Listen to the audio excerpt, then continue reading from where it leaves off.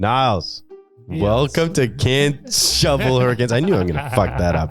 Niels, you and me have a lot in common. And it has a lot to do not only with the fact that we're transplants and we transition, but during the podcast, what we try to do is create as many resources as possible for people moving down here.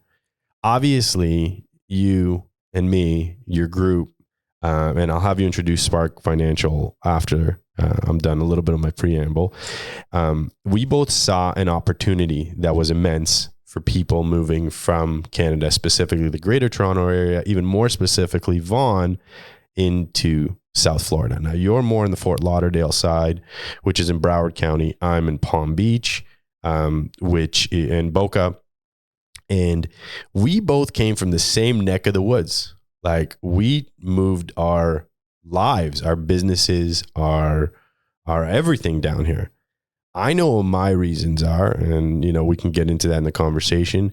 But why did you decide that Florida, specifically South Florida, was a good opportunity for you and your organization?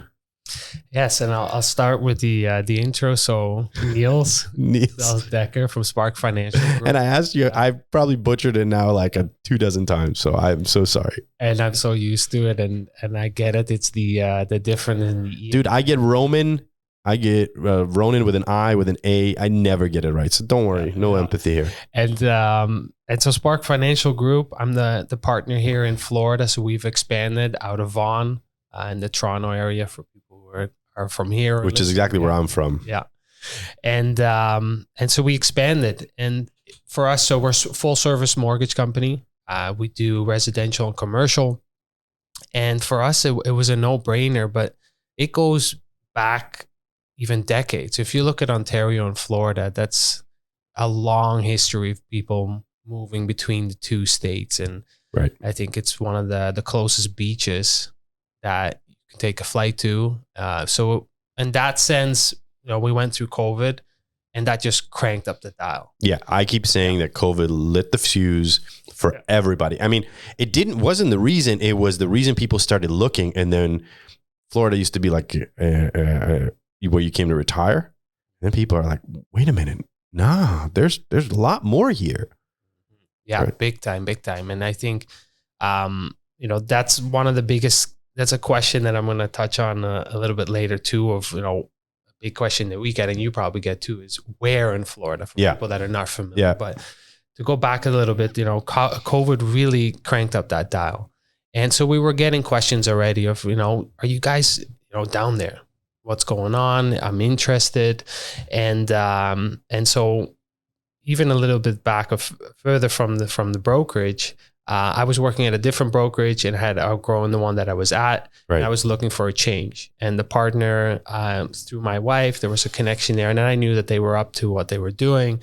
And I loved it. And I went into the conversation or saying like, hey, my wife and I at the table having conversation about, maybe moving out of Ontario as well down to Florida. They had put up a post about Florida, and it was just an easy conversation. Say, okay, these are some of the visions we have. This is what I want to do with the family. So that was February last year. And in August, we said, okay, let's pick the date. Let's move backwards from there, how we're going to get there. Fast forward to February. We open up the brokerage down here, and the rest is history. So we're only a couple months in right now, but it was a no-brainer. And like you said, it wasn't just for people now.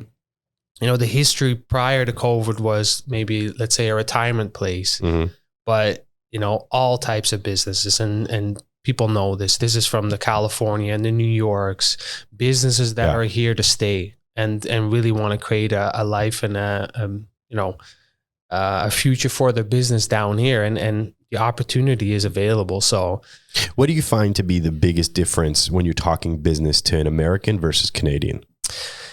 This is an interesting question too, because I've been saying to people are so excited to work here, and it's almost like a 10x. I don't want to say anything about, in Toronto, I was finding it as well, but really, maybe it has to do with the density, and there is more people and there is more business. I don't know statistics on that, but when we came down in November to do an orientation for the company, we were already noticing people saying, okay, that's cool. You guys want to come down there? Let's do some business. That type of attitude we kept running into.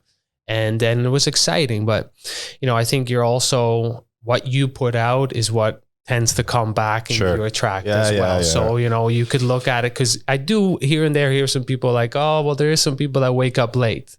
So, you mean like people don't show up on time when you have to set something up that's important? Yeah. No, I'm just making sure, because clearly Florida's already gotten to you. Yeah. Yeah. This morning didn't work out as planned, so we're rolling with it. It is actually something that I've had to learn to accept really quickly. Yeah. And I've already been, I've done it myself several times. But people are not as like anal about it. They're not jumping all over you for being a little bit late. It's like, all right, cool. Right. So there is this laid back mentality, but when you're talking to people about ideas are one thing, execution is another one, and they're, worlds apart. They're not a step apart. But when you are showing execution in moving a company like you guys did down here, move bodies down here, move families down here. When you're showing that you got that sort of execution, well, now you got people's ear and you definitely have their attention. Now you have to find a way to get it out there. But before I get to that on the business end of things, personally, how have you found the transition so far?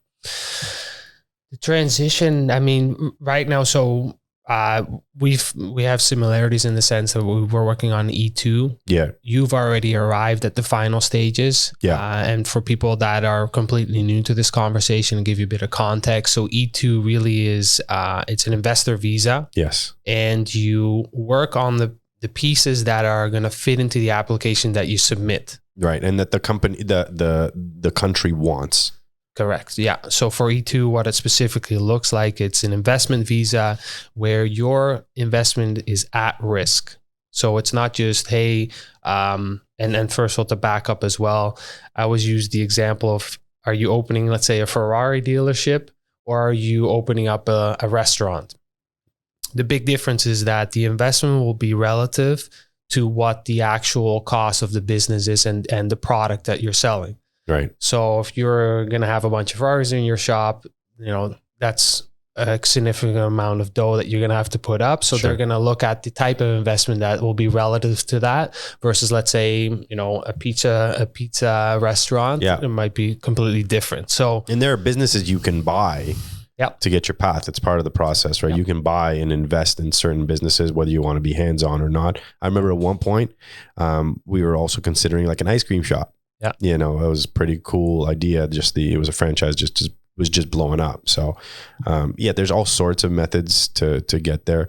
But on the personal end for you, like, what would you say the biggest challenge was so far for you, your wife, you have kids, right?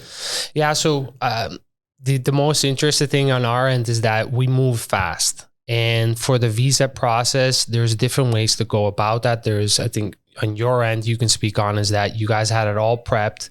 And then once the final meeting happened, you did everything back home. Mm-hmm. So when you're going through this process, for example, like we did, is that, having the lease in place, putting that investment in risk, having the employees in place, which is a big piece of it as well, that you got to have up to 2 employees employed and that they're working and they're running the business. Right. You're able to be hands-on once the visa is finalized. Exactly. Yeah. So there's different requirements that are going to fall into place with the visa. And I think the biggest thing for us was that because we move so fast, the biggest thing looking back at is, make sure you go by those rules of what they want to see, be hands off, let the employees do the work that they need to do, and then fall into line what the application requires. And an immigration lawyer in your corner you have to go through that. I'm going to say the best immigration lawyer. Yeah. And because I got extremely lucky and found him by fluke via phone call. He turns out to be a Toronto guy, moved here personally to South Florida. Yeah. Runs a place called, I think it's called Visa Place. And we've become friendly. I was going to have him the first guest on the podcast, but he's just so hard to get a hold of. We're supposed to nail down a date, hopefully very, very soon. But like, you don't know you have a horrible immigration lawyer until it's too late. And I have horror stories on these groups that I'm on, people that I've contacted. People have contacted us and say how you did it. I know people paid triple the amount of money we have and got nowhere and had these ludicrous claims made by some. And I know because I had these conversations with these people. And while I was in process, they had the audacity to say things like, no, your business plan is all screwed up. You can't go to that. That's not a good. And because our immigration lawyer gave us all the resources and we had to go and execute.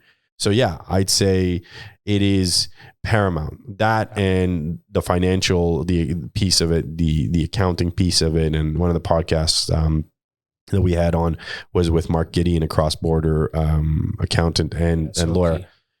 Critical. Like it's hand in hand. You have to launch this together, and people like, they don't know where to start most of the time, you know? Yeah. And I would add as well is like, immigration lawyer, cross-border tax specialist, and corporate lawyer. Right. Those three really, they'll say to them, that's not my department. Some guys will go into it and say, okay, I can give you some advice, but you really are consulting with three, and then understanding what fits your short, long-term types of goals, or where you want to go with your family or with your career or with the business.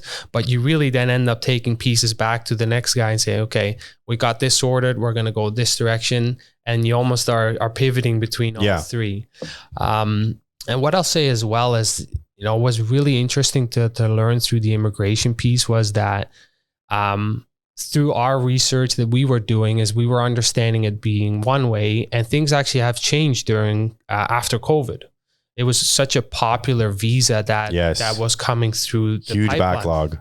backlog that they end up changing a lot of the structures that the way I didn't know that really. Yeah, the way that E2 was working. So and this was actually almost by fluke how we were going to work with an immigration lawyer down here, and we actually pivoted to someone back home. Now that's not me advocating that you should be working with someone in Canada. Right, no, it's what worked for you. It's what worked. It's how it ended up. But what was really interesting is what we first understood is that you have a 90-day period that you can, in those 90 days, you can move fast and you can get all your ducks in a row. So the requirements, so have your staff in place and hired, and that you can show that you've paid them, right? That you have, let's say, your commercial lease in place. And there's a couple other things there. And then from 90 days on, that you can then put the application through. And then after 90 days, there's a process where you come to a preliminary meeting. And then from there, you're waiting to meet with your consulate nearest to the nearest city where you're from. So let's say for us, you would have to go back to Toronto and meet at the consulate, right? The American consulate. Which is what we did. Yeah. And what we found out through the process is that things changed so much that whole process is now condensed to about a 4 to 5 month period versus that whole 90 days. And then what the immigration lawyer was saying down here is that it used to take about 4 to 6 months, that process of having the hearing. That was backlogged to 6 to 8 months, what he understood. So then add that up, you're about 11 months. Yeah. That's actually dead on for how long it took. How long it took. Like from first application all the way to interview. Yeah. And so the immigration lawyer we're working with now, it's completely different. Things have changed. And because he's in it daily, he understands this, and specifically working with Canadians, and it's now about a 4 to 5 month process, all of that. So now put that into context. That's Canadians, that's Torontonians, and there's a backlog.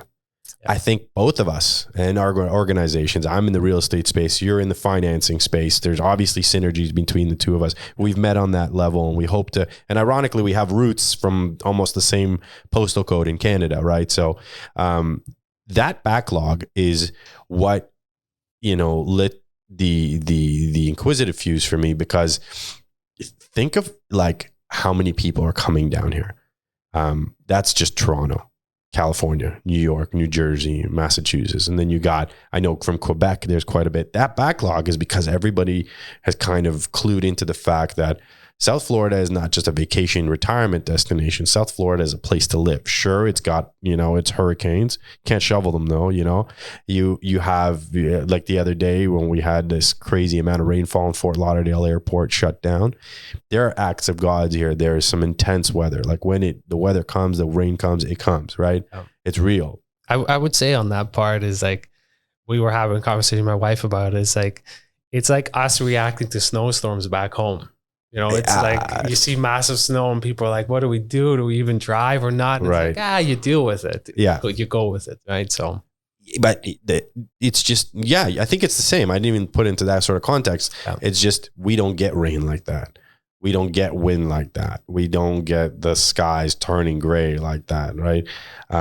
It's different. And the amount of rain, like people in Toronto can never comprehend the amount of rain that can come down in such a short while. Like I'm talking an entire rainy season in 45 minutes, like that's the comparative. But we saw this opportunity here. Spark Financial, who are you guys looking to service primarily as you guys get started? I know you're holding an event right now. Yep. In Vaughan, and you're saying that we were talking before the podcast that you guys are already slammed. That's amazing. You're gonna have to increase capacity. Who are you looking to service, and who do you think is going to be the client base that you guys will be servicing? Yeah, it's a great question. So, naturally, because of the networks right now, four national programs that we're implementing for the Canadians. Can you extrapolate, explain what those foreign national programs are? Yeah. So conventional. So our A programs back home, called conventional here. Our B products back home are your non-QM. And inside of the non-QM realm, that type of loan, a foreign national product is specifically the one that you're then providing a Canadian that wants to move to the US. So what does that look like? I'm a Canadian. I want to buy down here. I always tell people from my real estate team does not work with anybody unless they've been pre-qualified. Yep. So the first to us is great time saver. It's a time saver for everybody. Yeah. Everybody wants to go look at houses and see things, but the worst thing you can do as a realtor is set your client up for failure, where you show them something that they cannot afford. Because for many, many years, and it's actually rebounded back now in Toronto, multiple offers are back. So if the sticker price was X, you're probably paying X times 20%. Like my realtors right now are back in 10, 20 offers on freehold homes. Condos hasn't gotten there. It's coming. Yeah. Right. But you have to know what you're pre-qualified for, because you have to waive those conditions. You don't have to do that in Florida anymore. You did when I bought in April of last year, but so you pre-qualify. How does that work? So the biggest piece, first, the conversation that happens that I usually go down is talk about the down payment and what that looks like. Talk about income qualifications and the routes and the possibilities there, and then credit. So we can dive a bit into it if you want, but sure. That the down payment typically is from anywhere 25 to 35. Really, the range there depends on what your income will be like. And your income, you can either go full doc, or you can go through your assets of your company, or you can go actually on what the performance of the property is. So it's a DSCR program where what does DSCR stand for? Debt service credit ratio. And that's a program that's available based on the asset that they purchased overseas, yeah, or cross-border. Yeah. So that program will be able to look at what the performance of the property is and what the actual expenses are. So you're not going on anything based on your income. Now, the rates that we're looking at right now are anywhere between low or high sixes to all the way up to 9. And that's for a 30-year lock? That's a for 30-year program, yeah. Right. Okay. And the biggest thing that before that, so just how you're explaining, get pre-approved with us. The biggest thing that the conversation we're having is start running the numbers. If you're going to have, let's say, a property management company in place, run the numbers, see what works. Because one of the other big conversations that we're having right now that takes people by surprise from north of the border is the insurance down here, right? So the insurance can really mess with the numbers as well. So that's another big piece that we're having. So property insurance and your home insurance. I was even talking to people in the studio before you got here. What I do is I give people a very rough assessment of how to evaluate the cash flow versus mortgage. Yep. And one of the things that we're plugging and giving people as a solution as we expanded our real estate team into South Florida is it's a full in the box solution. Give us a call. We send it to somebody to get pre-approved. We send it to Spark Financial. They come back. They say, this is how much you're approved for. Great. Here's what the properties you can buy. And here's the price points. Here's the insurance. Here's the property tax. Here's the mortgage costs. Here's the property management cost because you got to plug it in. It's something we do for our clients in addition to, but it's an expense. And even after that, everybody's still got free cash flow, which is how crazy the rental market is right now in South Florida. And it's not letting up by any stretch because there's so much more opportunity here from Airbnb, long-term leases. I mean, even just like there's so many different types of communities here that you don't have north of the border. Yeah. Right. And there's two pieces of that. So the purpose of the event that we're putting back at home is really walking people through the process, because what we found in the past as well is that there'll be interest and people will be knocking on the door and say, hey, how did you guys do it? And what is it all like? So you have the people that are kind of interested, but don't know where to start, or it takes a lot of research on your own to be able to do that. If you have the time for it, by all means. But then you have the other side of the coin where someone's like, listen, I'm running multiple businesses. Can you guys do this? Yes, we can. So what we're going to be walking people through is a Spark Concierge essentially is going to show which steps we've identified, from realtor to mortgage to title, which is a whole different conversation back home. Sure. Title's a back seat, and here it's a front seat. Yeah. And really walking people through that process to eliminate that overwhelm of what to do. And then really you're left with the choice. Okay, do I want to move fast or do I not? Do I do, where I'm really at? So that's the purpose of that. And, I think the other conversation on what you're saying here is that back home, we're fighting to be cash neutral, right? And the conversation it's impossible here, right now. Yeah, and the conversation here is like, okay, well, what is the cap rate and cash on cash?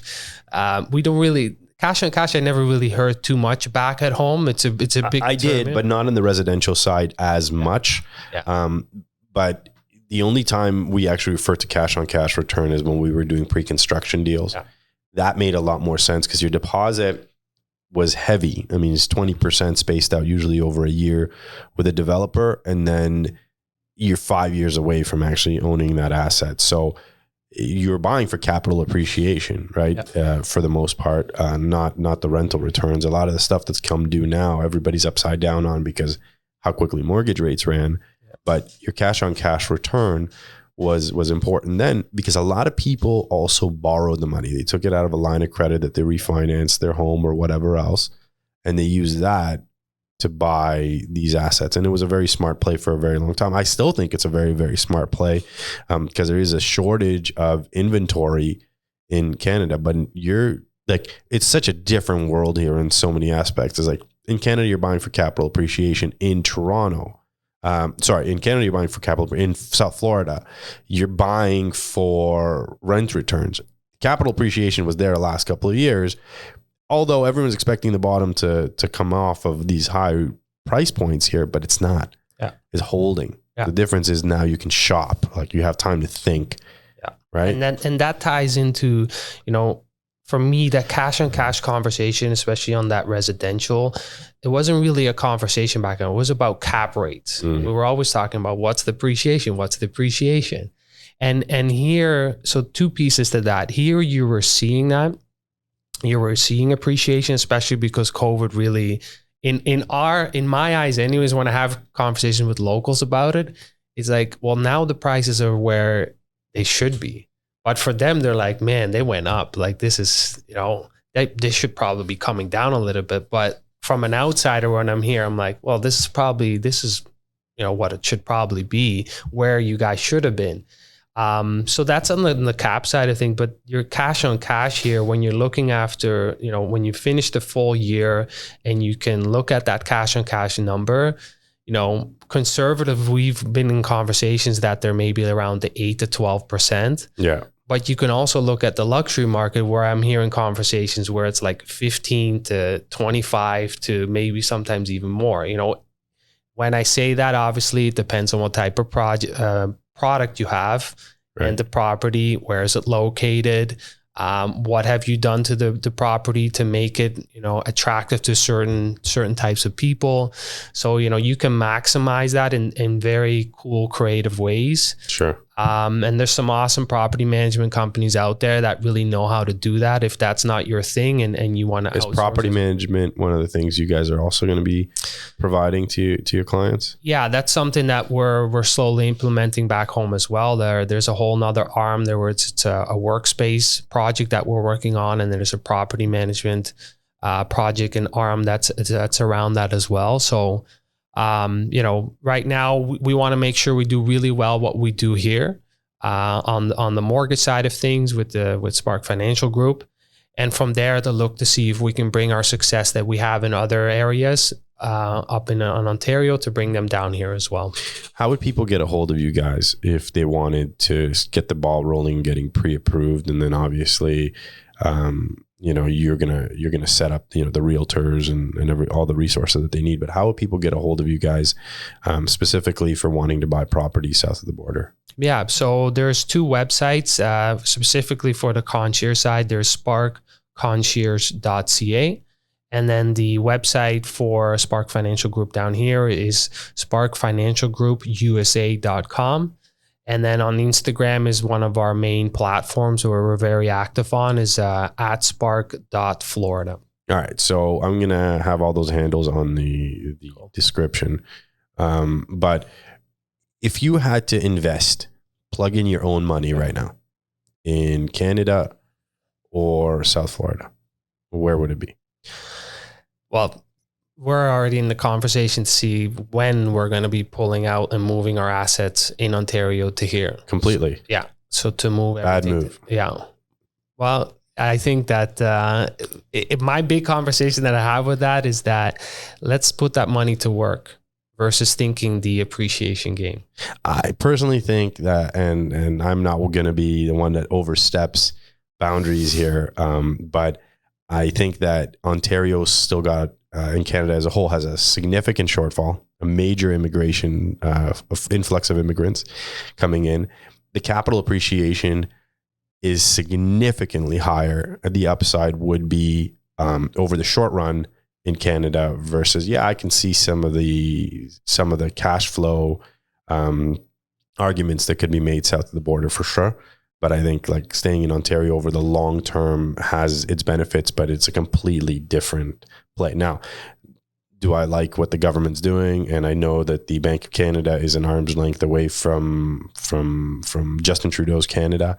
But I think that it still has a ton of potential. So let me ask you this. So if we're looking at appreciation and we're looking at, looking at those numbers to say, okay, is that in a 1 year, 3 year, 5 year, that money is growing? What is your cash on cash doing here in your 1 to 3 to 5 years? It's higher than it would have been in Canada. And it's way higher, significantly higher.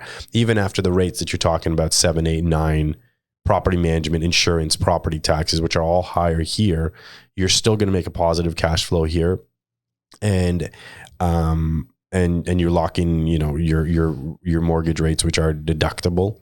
Now I don't know if that's only for residents, but I see from a capital appreciation side, there has been a major dip in Canada, and we're now seeing the bottom, I believe, barring some unforeseen COVID 2.0, or I don't know what other sort of thing could happen anymore, because the way, Canada ran, it's what lit the fuse for so many people to come down here. You have complete disdain for Justin Trudeau's Canada, and I love the country. I hate the government. I think that it's quasi or completely socialist at this point. But I see way more upside in Canada from a capital appreciation side, 1 to 3 years. Over the long run, I think this will be steady as she goes here, but you'll pay down your equity much faster, plus have cash left over here if you're buying.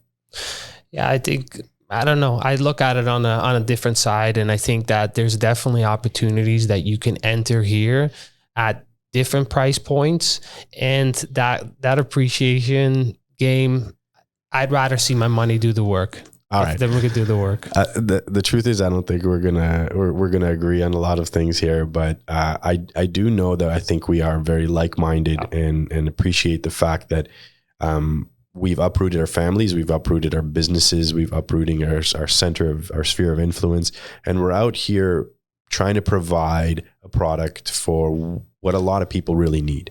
They need service.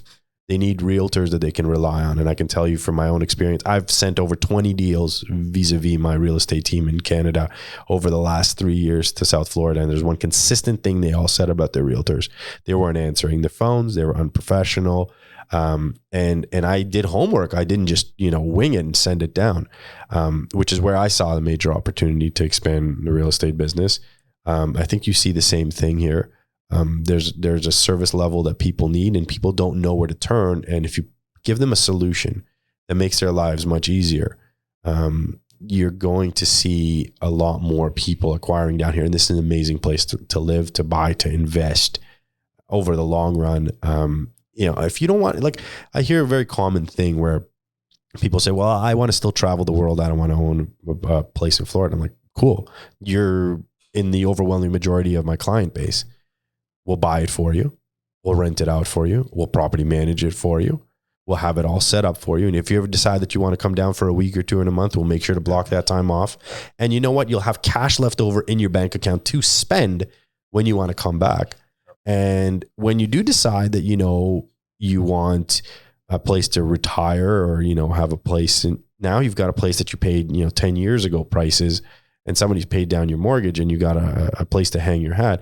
Or if the same shit that goes down in Canada the other way around, where they locked everybody down like animals, and you want an escape hatch, this isn't a bad place to escape hatch to, Yeah. Yeah, what a polar opposite, and that conversation still baffles my mind. I'm like, so you guys were doing this while we had this going on, and it's just kind of like, for them that was normal, but for when we're having that conversation, I'm explaining it, they're like, yeah, things just don't add up. Right. Is that, that's how you thought about it, right? That's how most people did. But right? when you have that conversation with the local's like, yeah, that just doesn't make sense, because we lived through that period with, sure, there was this uncertainty, call it maybe from that March period to September is about 6 months. There was questions, and there was like, okay, what's going on? And you're seeing certain areas like Bergamo in Italy, they got hit like crazy. I remember that period. But then when you're talking about like, what was it, 24 to 36 months, and we're still having the conversation about masks, and it's like, I was just there. Yeah. I was just there. 25% masks, and people are using COVID to their convenience. So, look, I really thought we weren't going to see eye to eye and we'd have a solid argument. But I'm glad you came here. We're going to do a lot of work together. We're going to offer a lot of support and service to Canadians. I see, like-minded individuals that are moving down here, and I'm grateful for your time. Yeah. So likewise, thank you for having me. And I think that's a big piece, is that being able to understand, because we went through it personally, yes, to then have this background of relatedness to the person that is interested in and is asking those questions, to be able to share that is huge. So I'm excited, and future's bright. Thanks for being on the podcast. Thank you. Take it easy.